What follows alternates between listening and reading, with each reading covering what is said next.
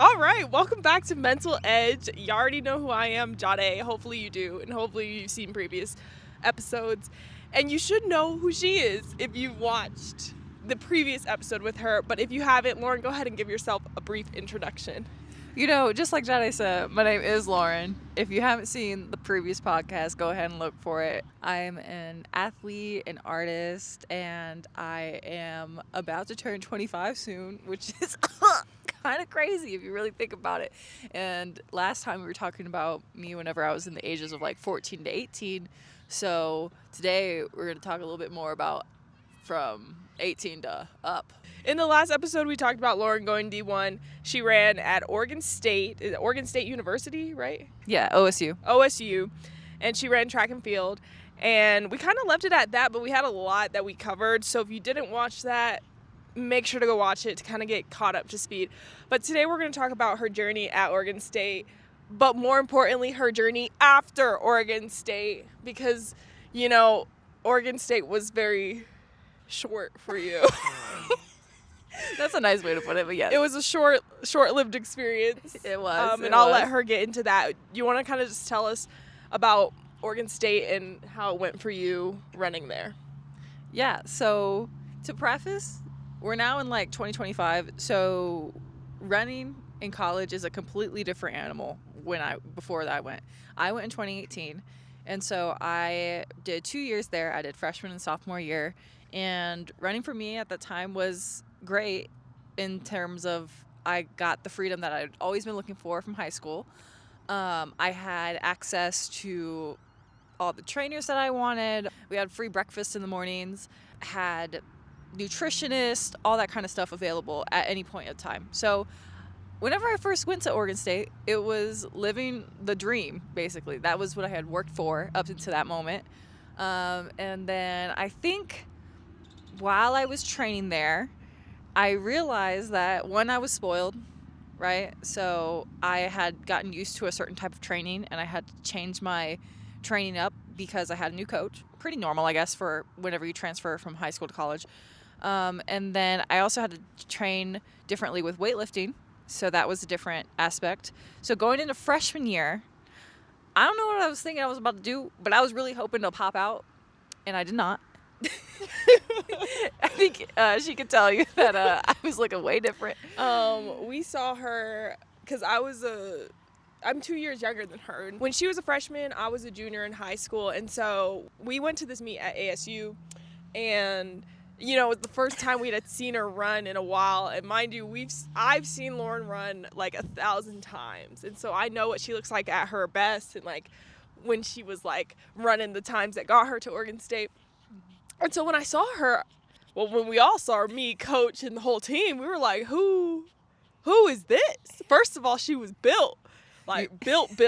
You know the freshman 15? It was the other way around. I was gaining muscle. She gained that muscle. She got that 15 for sure. I was built like a bodybuilder. And so we were like, okay, we're going to see how this like weight like moves on the track. And we watched her. And boy, was that a race to watch. Coach was like, what in the world was that? Yeah. Quite literally, he was like, I don't know what that was, but that was not what I trained. Yeah. And yeah, a lot of breakdowns after that. Yeah, you know, one was the body.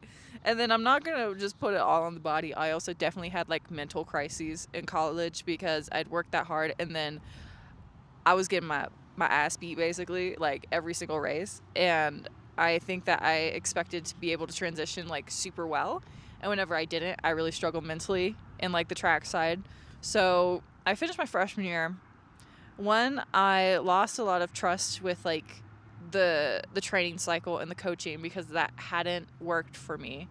But I also wanted to, you know, trust the coaching because, you know, it's a development. You have 4 years in college, whatever, right? So there was one aspect of that. Then I had my mental aspect, which was trying to sort of like rebuild that self-confidence that I had in high school. But now because I had ran like a whole year and I hadn't PR'd, I hadn't done anything like close to what I had done before, that I needed to basically take that time to rebuild. But going into sophomore year, it didn't get much better, I'm not gonna lie. And so I just lost a lot of trust in the training, and I didn't really see myself running in college at like the level that I wanted to be. And so we went into my last indoor meet of sophomore year, and I had finally ran a 4x4 that I actually really liked. I ran like a 56 split or something. That was like my high school PR. So I was like, finally, I'm back. I'm back in business. And then COVID hit. And changed a lot of people's world. Yes. And so once COVID hit, where were you at then? I was back home. I literally, like, within like the first 72 hours of that announcement, I had booked a flight back to Arizona. And then at that time, so we got sent back in March. And so I didn't have to go back to school until September.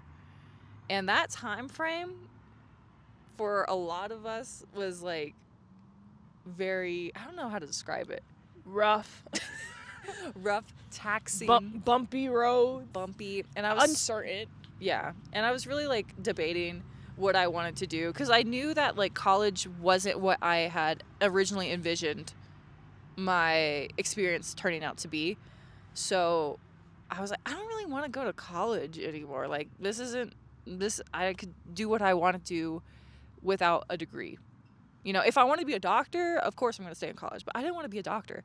And so I was like, you know what? I'm leaving. I didn't complete what I wanted to achieve in college, and I think that there are better avenues and ways to get to where I want that isn't in Oregon or at USU. So I decided to quit college, and yeah, that was the first 6 months after COVID.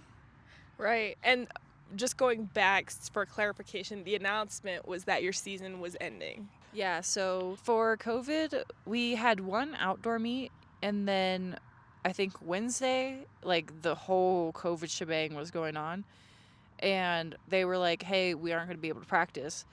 Then the next day, they're like, we won't compete, and then it became, we can't even practice together, all within like 48 hours. So after that, people were like, just go home. Like, there's no point of being here. We can't even practice together. There's no season ahead of us. So that was the occasion. Gotcha. I totally get feeling the effects of COVID. Mm-hmm. I was in my senior year, so I can relate. I was here to see all of Lauren's happenings as well as experience my own. Mm-hmm. And so we kind of went through that together. I, too, did not want to go to college.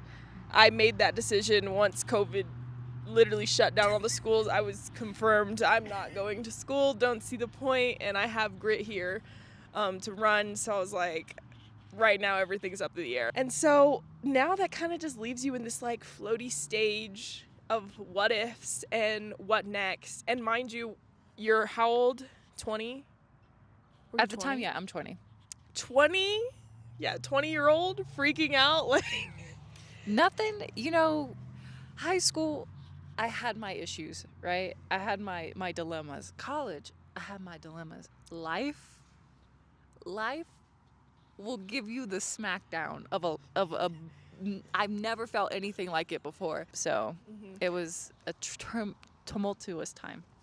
That was your experience running in college. Obviously, college has changed a lot these days with NIL deals and stuff. So we don't know what the environment's like, but I'm sure there's still the similar environment of like coaching and stuff like that. I wouldn't assume that changed a lot.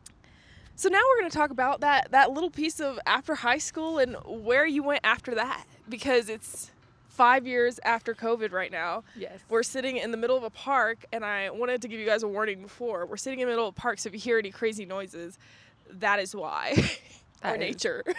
But it's really pretty day. It's way more windy than we wanted it to be. But anyways, let's get right into after college, after dropping out. And what were you studying?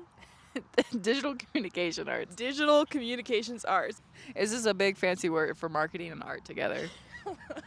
So let's talk about like the mental side of how was it after going from being in that college realm, being in what you worked for so long, and then now all of a sudden that's all gone, and you're kind of in that mode of like, you said you didn't want to go back to college. So what was it that you were deciding to do instead of going to college? I think at the time I really wanted to get into like videography and stuff and like film. And so I wanted to do that, and I was like, I don't need a degree for that. And then I also wanted to run, and we have grit, obviously. So I was like, oh, I could do that here. And so that was like my mindset of going from college, I'll just go to like another program. But what I didn't account for was that high school and college are very structured. Like, you have class, you have practice, right? And then whenever I was let out on my own, I really had to decide like what I wanted to do or if I even wanted it, that sort of thing. And there's a gift of freedom, and there's also a curse of freedom, in my opinion, because all of it really, you get to see yourself while that's happening. I honestly don't remember a lot of what happened of like the mental part of getting to the point, but I got to the point where I got really depressed. So it did not go to plan. No, it did not go to plan. I think I tried like some things here and there, and then like I just was lazy and didn't really do much, and then I was not committed to my goal like I was in high school. And I just want to say, me and Lauren were roommates at that time. Yeah. Just to give you some background, because I know this woman. She knows me. Yes. We were literally living in the same room, and we had like 2 air mattresses and Side by side. because I left my house at 17, and then she wasn't going back to you weren't going back to your house because that was like not an option. And so there we are, stuck in the room together. But we had a great time. Yes. We both lost that structure, and that's so important to highlight for kids these days.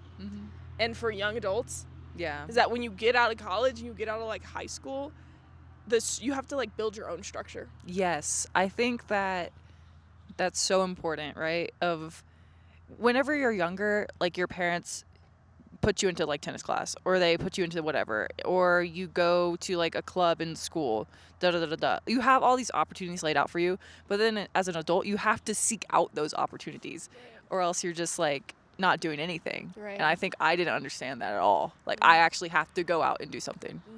And that's like something that you wouldn't understand anyway. No. Because I know it's not talked about. Nobody told me that when you get out of like college or high school, for me, there's no one holding your hand anymore. And I know it's like, it's almost given, but usually people say like, oh, you'll learn in life and whatever. And I don't really like that. I don't like because it. you're not really helping the person. You're just leaving them out to dry. When you should, as an older person, I feel like it's your dues to help the younger people and help them understand that they need structure, and that, or else we fall into a depression, like you were talking about. So now if you want to talk about that kind of depression stage, how did you bring yourself out of that moment? How long were you in it? Man, I was in that thing for a minute. So 2020, probably like midway through 2020, then 2022 happened. So we have like 2 years of depression, by the way. Not a lot happened. I became very reclusive and kind of an asshole to everybody. So there was like a lot going on there. And I think also at that time, I was living with 3 other girls. So we're all learning each other's personalities and like what's going on there. But we're all depressed together. So this is also like a key point. Yes. So I'm around depressed people.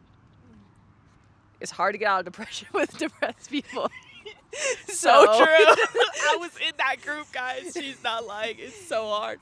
So that happens, right? But throughout this whole event, we're working out still. Not at the level that like my goals were needing, but we were still working out. Yeah, we were there. At this time in 2022, me and Jade moved out of the house. And within like those 6 months, like from July to whenever we moved out, I was feeling better. I was working myself out of that. Then we get like 6 months into the new place, and I stop working out altogether. And I fall back. I'm going back. Depression is not a one, like, we always going up, y'all. It's not like that. It was probably like 2020, then we went down, 2021 probably had a little hiccup, went down again. Then we went up in 2022, and then we're back down in 2023, guys. And so 2023, I don't work out for a whole year. I don't talk to my coach for a whole year. I'm living with Jade, though. She was a trooper during this time. Mind you, I am still working out, Yes. and I am still talking to my coach. But I knew she was going through a rough something. time. Yeah. And so I just really like was having trouble figuring out like what my purpose was in life and what because I knew I wanted to do something, but I also was just like, oh, I haven't done this before. You know, like I haven't committed to it before. So what's going to say that I'm going to commit to it now? Mm-hmm. Even though I loved it. You know, your brain be doing things too. It'd be beatboxing you and whatever. So for about a year, I was depressed. And then in April of 2024, she was my saving grace. And I had a coming to Jesus moment where basically I realized that I wasn't over with track. It didn't matter that I was like out of the quote unquote prime college age of 22 or 23. It doesn't matter that I haven't ran in 4 years. I'm just going to get back out on the track, right? So, in period. It doesn't matter how old you are, where you are at, whatever. I was like, I'm not going to give this up. Yeah. I cannot give this up yet.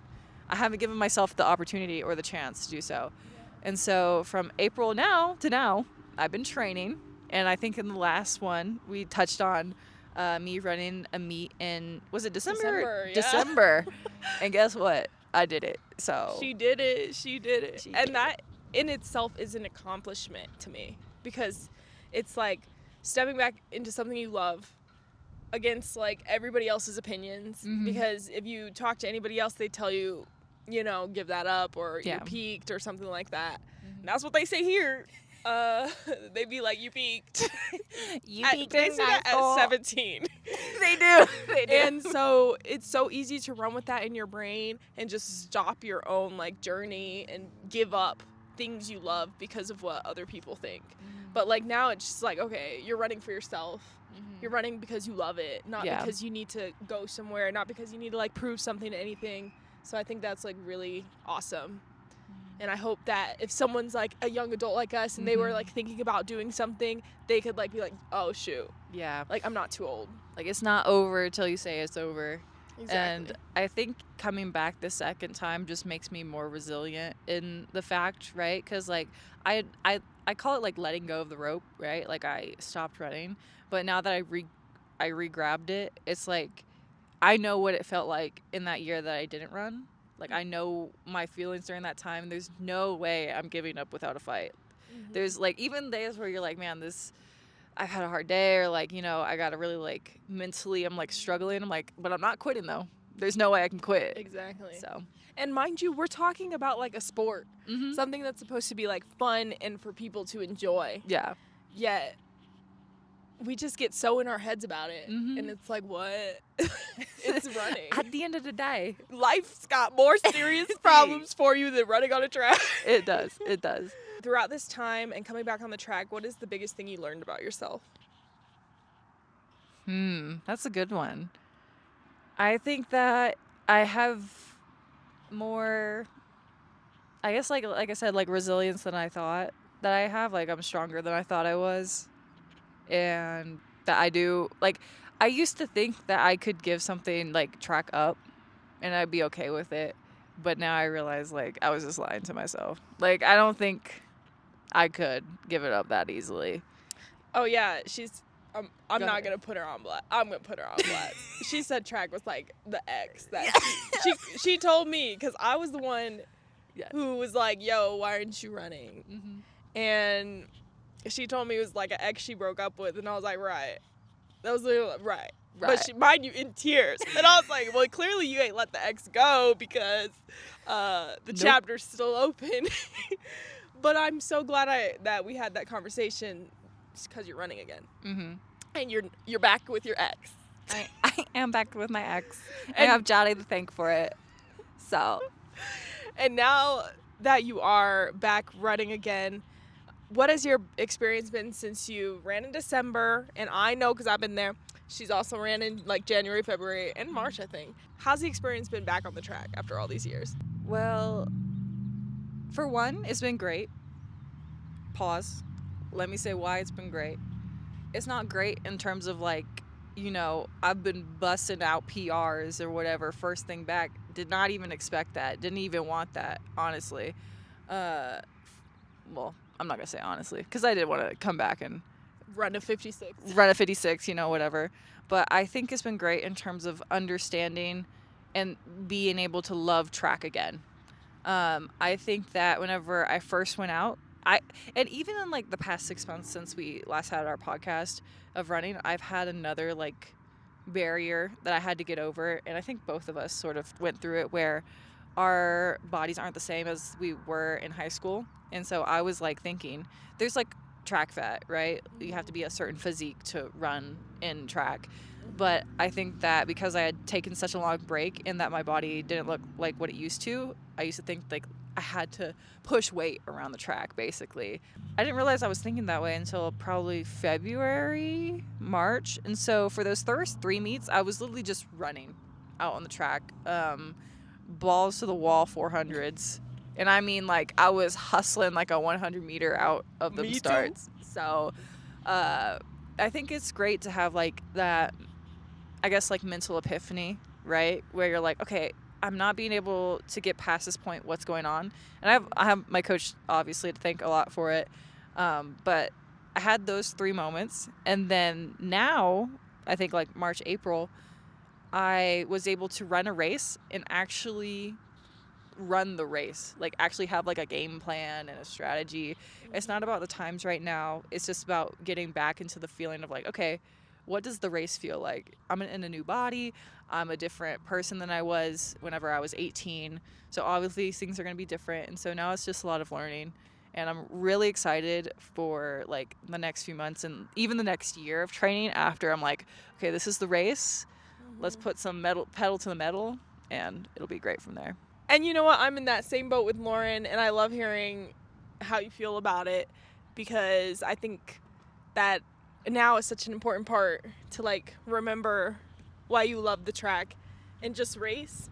So before we kind of end things, I do want to, what is an advice you'd give to young people, young adults, just the younger generation, when it comes to, achieving goals, setting goals, things like that? So top 2 pieces of advice is, 1, just keep going. Your life is not over. I think I touched on that in the last podcast, but it truly is not over. You're going to continue. And so make sure that you're continuing in a way that you enjoy and that you love, and don't get stuck in the mundane and, start hating what you're doing, sort of thing. Second is to have people around you. In high school specifically, like I had Cheryl, who was a nutritionist. I had Coach. I had Mama Swift. I had the Gritters, and so many people who supported me.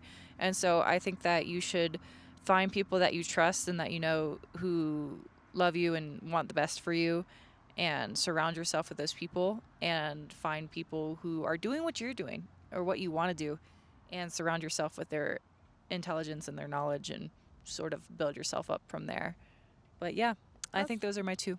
That's awesome advice, because when life gets hard, you need to lean on people sometimes. You do. Sometimes, most of the time. And it can get very hard with, your mind. And that's pretty much all we talk about with mental edge.